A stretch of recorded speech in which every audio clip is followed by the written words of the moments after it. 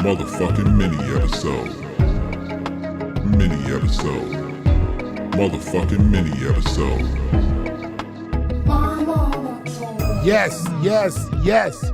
Welcome back to another episode of My Mama Told Me, the podcast where we dive deep into the pockets of Black conspiracy theories. And we finally work to prove the conspiracies given to us by you, the listener.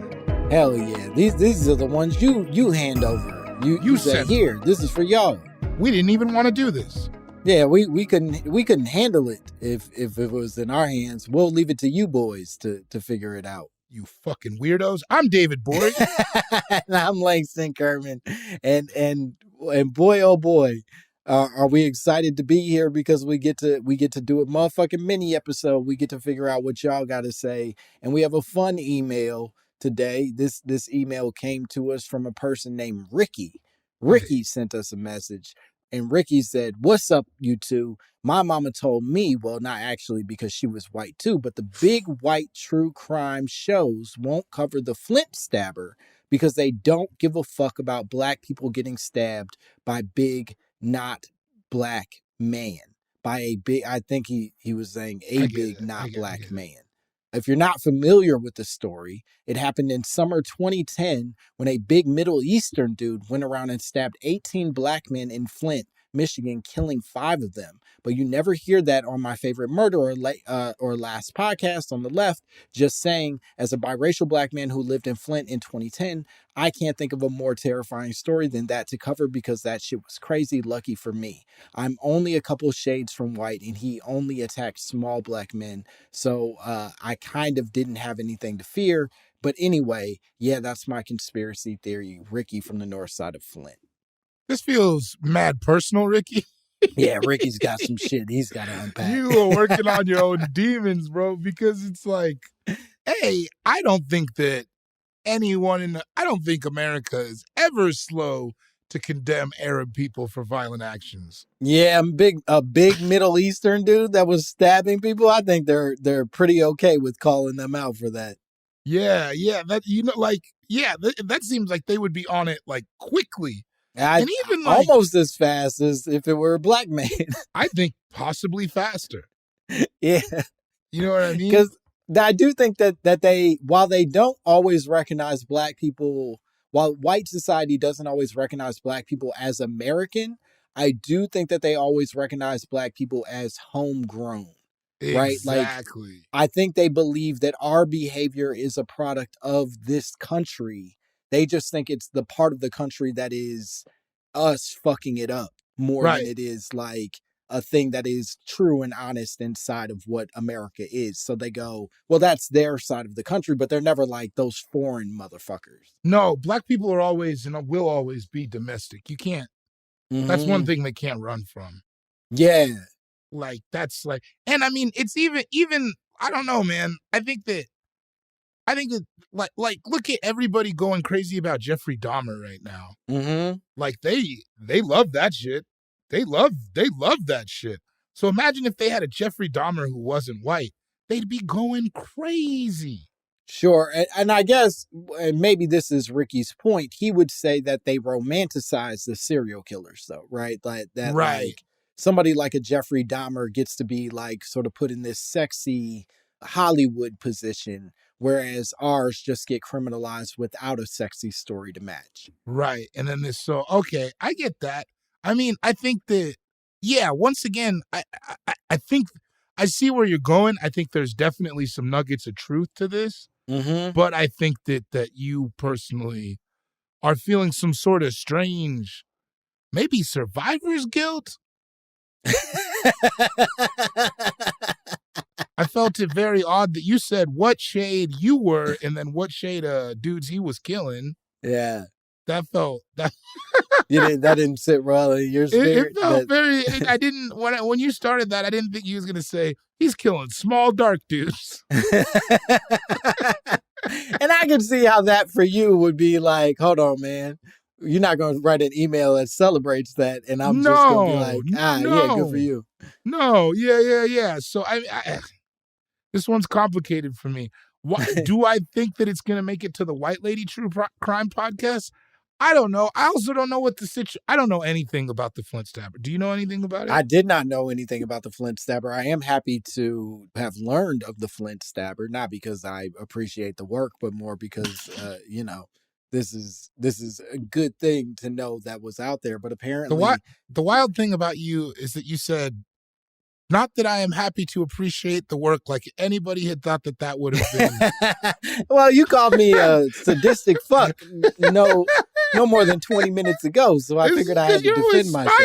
You're smiling during these dark times. The point is, that was the most serial killer way to say it. I'm not happy I found out about him. It's not like I love what he does. Listen, I'm not hard. He's not. I swear to God, I'm not hard. Yeah. He's not in my top 5. And maybe. Also, I think that this guy might be a bad serial killer.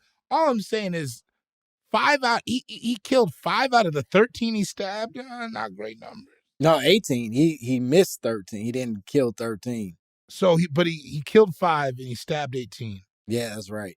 Man, we are fast people. Yeah, and Dark Smoke.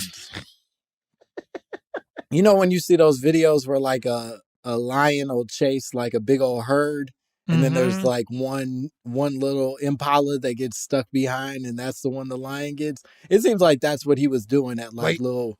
He just ran up on like a pickup basketball game, like, yeah. Just at the roast table outside the Burger King in the food court, and he's just running up.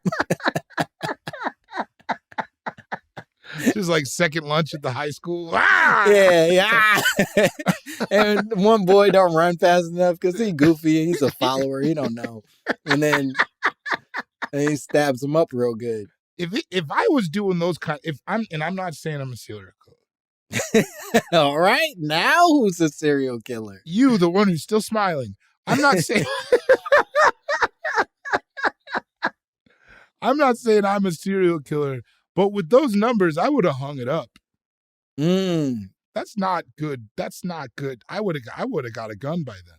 Yeah, this isn't a batting average. This is your life on the line. So you gotta really you gotta show up, big dog. Yeah, you kept going.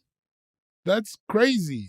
If I had one unsuccessful, if I'm out here trying to kill and I had one unsuccessful stabbing, I'd be like, I gotta get like a bat or something.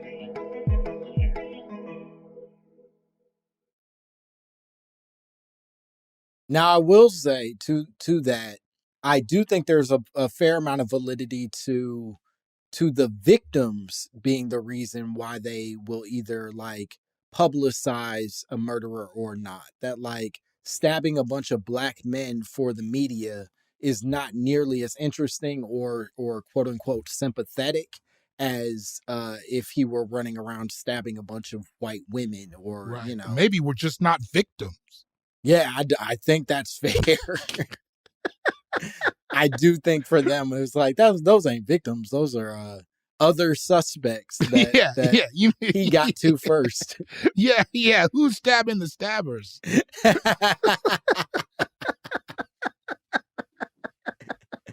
He sounds like he's Batman, and those motherfuckers are in the Joker game. He's actually doing the Lord's work. That's how they feel. Yeah.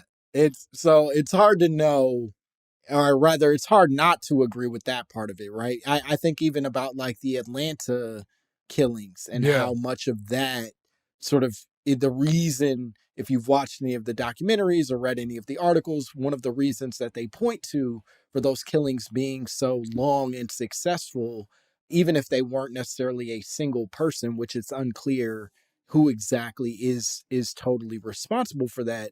But one of the things that they point to is the fact that like nobody gave a fuck for so long. They refused to intervene, which meant that these victims who should have been real victims right from the start, their killer just had a big old head start for how to do it and how to do it better and better over time.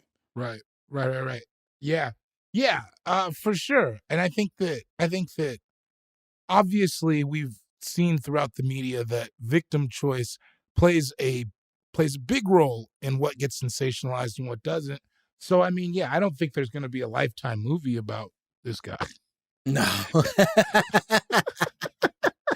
hope it's Mario Lopez. I hope they. Yeah. I hope they cast... make him the guy. Yeah. Or Scarlett Johansson. You want to play outside of your race? Do this.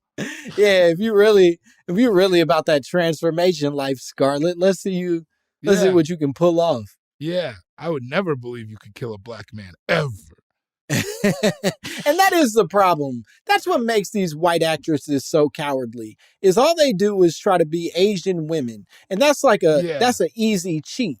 Yeah. Be a giant Middle Eastern man. Stop bullshitting if you really are that good of an actress. Yeah, Gwyneth, why don't we see you in the Isley Brothers biopic? How about that?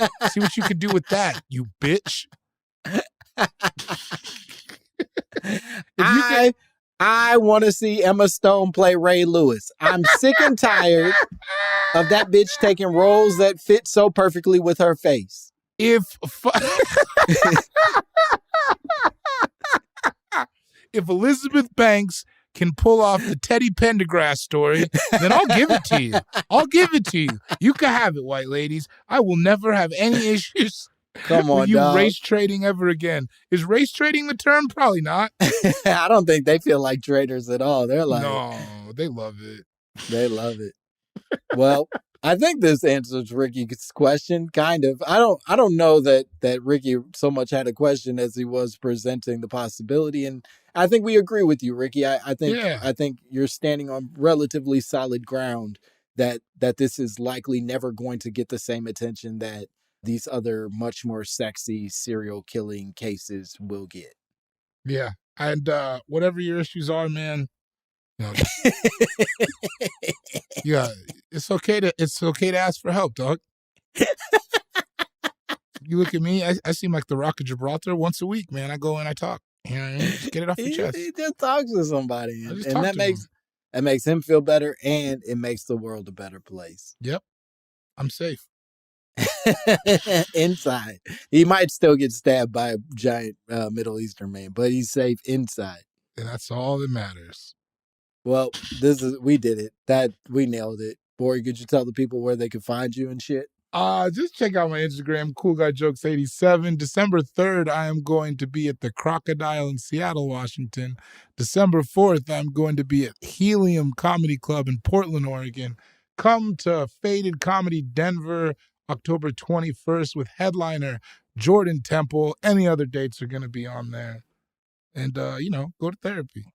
Go to therapy. Follow me at Langston Kerman on all platforms. And as always, if you want to send us your own drops, your own conspiracy theories, things that are swirling in your sick head based off of stabbings you witnessed in your neighborhood, please send them to mymommapod@gmail.com. We would love to hear from you. That's it. That's all. Bye, bitch. Motherfucking mini episode. Motherfucking mini episode. Motherfucking mini episode. Motherfucking mini episode.